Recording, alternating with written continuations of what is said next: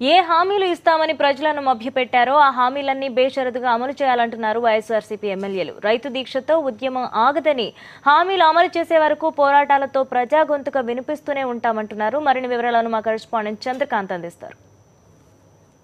YS Jaganmohan Reddy రైతు దీక్షకు రాష్ట్ర వ్యాప్తంగా కూడా పెద్ద ఎత్తున రైతులు, డ్వాక్రా మహిళలు, వైఎస్ఆర్ కాంగ్రెస్ పార్టీ శ్రేణులు తరలి వస్తున్నాయి.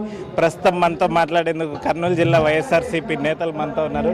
సార్, కర్నూలు జిల్లా నుంచి ఎలాంటి స్పందన వస్తుంది? వైఎస్ జగన్మోహన్ రెడ్డి దీక్షపై మొత్తం కూడా దీక్ష ద్వారా ఏం చెప్పబోతున్నారు? ఈ దీక్ష రాష్ట్ర వ్యాప్తంగా ఉన్నటువంటి రైతుల గురించి, మహిళల గురించి, నిరుద్యోగుల గురించి చేస్తున్నటువంటి దీక్ష ఇది. ఎన్ని రకాలుగా వాగ్దానాలు చేశాడో ఆ వాగ్దానాలు నిలబెట్టుకోమని ప్రతిపక్ష పార్టీ నేతగా, ఒక బాధ్యతాయుతమైనటువంటి ప్రతిపక్ష పార్టీగా ఈ నిర్ణయం తీసుకొని ప్రభుత్వం మీద ఒత్తిడి తీసుకొని వచ్చి ఏవైతే మీరు ఆ వాగ్దానాలు చేశారో 87,000 కోట్ల రూపాయల రైతు రుణాలు మాఫీ చేస్తామన్నారు. ఈరోజు కేవలం 3,500 కోట్లు ఇచ్చి సరిపుచ్చారు దాన్ని. ఈరోజు డాక్రా రుణాలు మాఫీ అన్నారు, దాని గురించి మాట్లాడడం లేదు. నిరుద్యోగ భృతి అన్నారు, ఇంటికి ఒక ఉద్యోగం అన్నారు, దాని గురించి అసలు మాట్లాడడం లేదు. తర్వాత మైనార్టీలకు అన్ని వర్గాల వారికి చాలా వాగ్దానాలు చేశారు. నిరుద్యోగ భృతి దీని మీద పూర్తి స్థాయిలో ఒత్తిడి తీసుకొచ్చి ప్రభుత్వం మీద ప్రజలకు న్యాయం జరిగేలాగా మీరు ఇచ్చినటువంటి హామీలు అమలు చేసి ప్రజలకు న్యాయం చేయండి అని ప్రతిపక్షమైనటువంటి బాధ్యతాయుతమైనటువంటి ప్రతిపక్ష నాయకునిగా ఈరోజు దీక్ష చేపట్టినాడు. ఈ దీక్షకు అన్ని జిల్లాల నుంచి స్పందన వస్తుంది. ఎందుకంటే ఈ సమస్య ప్రతి జిల్లాకు, ప్రతి గ్రామానికి, ప్రతి వ్యక్తికి సంబంధించినటువంటి సమస్య కాబట్టి ప్రతి చోట నుంచి స్పందన వస్తుంది. కర్నూలు జిల్లా నుంచి కూడా చాలామంది ఈ దీక్షలో పాల్గొనడానికి వస్తున్నారు. 11 మంది ఎమ్మెల్యేలు కూడా పాల్గొంటున్నారు. అలాగే రాష్ట్ర వ్యాప్తంగా కూడా తరలిస్తున్నారు. ఇది ఒక పబ్లిక్ మీటింగ్ కాదు, అందరూ ఒకటేసారి వచ్చి ఇక్కడ ఏదో గుమ్మి కూడా ఒక మీటింగ్ చెప్పుకొని పోయేది కాదు. 48 గంటల దీక్ష కాబట్టి వస్తుంటారు, పోతుంటారు. ఈ దీక్ష కంటిన్యూగా జరుగుతుంటుంది. ఒత్తిడి తీసుకురావడానికి ఇది ఒక ప్రయత్నం. రైతుల సమస్యల గురించి అంటే పూర్తిగా రుణమాఫీ అన్నారు, తర్వాత 1,00,000 అన్నారు, ఆ తర్వాత రకరకాల ఆంక్షలు పెడుతున్నారు. దీన్నంతా కూడా ఎట్లా చూస్తారు? రైతు రుణమాఫీకి కావాల్సింది టోటల్గా 87,000 కోట్లు.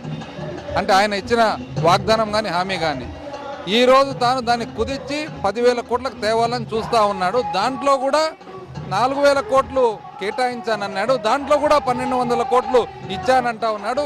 ఎక్కడే కానీ క్లారిటీ ఉందని. ఇదే కాకుండా ఏ విషయానికి వచ్చినా కూడా ఆయన ఇచ్చిన ప్రైమరీ అన్ని మేనిఫెస్టోలో పెట్టిన ప్రామిస్లు చూసినట్లయితే, ఎలక్షన్ ప్రామిస్లు చూసినట్లయితే మన రిటైర్మెంట్ ఏజ్ తప్ప ఏ ఒక్కటైనా కానీ ఇంతవరకు అమల్లో ఉందా, లేదా అమలు చేసేదానికి ప్రభుత్వం చిత్తశుద్ధితో ఉందా అనేది మనం గమనించాలని చెప్పి తెలియజేస్తా ఉన్నాం.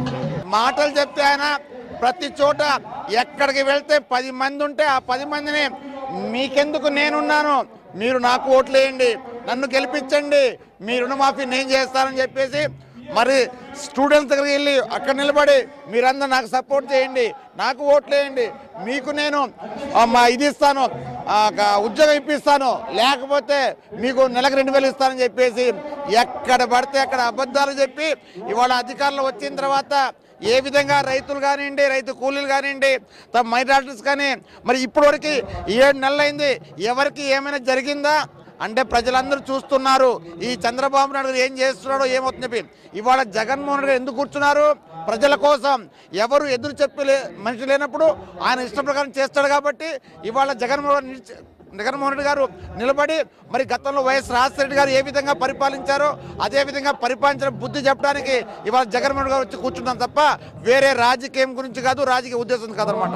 మొత్తానికి తెలుగుదేశం ప్రభుత్వం ఏ హామీలు అయితే ఇచ్చి అధికారంలోకి వచ్చిందో వాటన్నిటిని విస్మరించి కొనసాగిస్తున్న పాలనకు నిరసనగా ప్రజల గొంతుకగా వైఎస్ఆర్ కాంగ్రెస్ పార్టీ పోరాడుతుందని, ఇది ఇంతటితో ముగిసిపోయేది కాదు. ఈ ఉద్యమం పెద్ద ఎత్తున ప్రజా ఉద్యమం కొనసాగుతుందని వైఎస్ఆర్సీపీ ఎమ్మెల్యేలు స్పష్టం చేస్తున్నారు. వీడియో జర్నలిస్ట్ రమణతో చంద్రకాంత్, సాక్షి టీవీ, తణుకు.